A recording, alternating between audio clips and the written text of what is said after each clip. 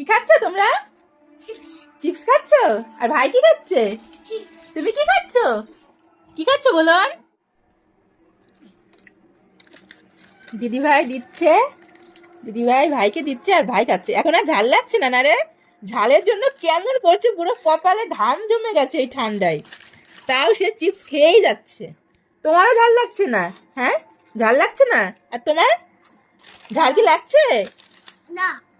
ঝাল কি লাগছে? কি খাচ্ছ বলুন?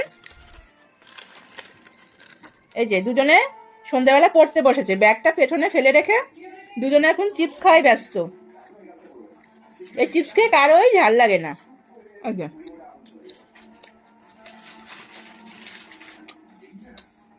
আমাকে একটা দাও, দাও আমাকে একটা। দিদি ভাই দিল।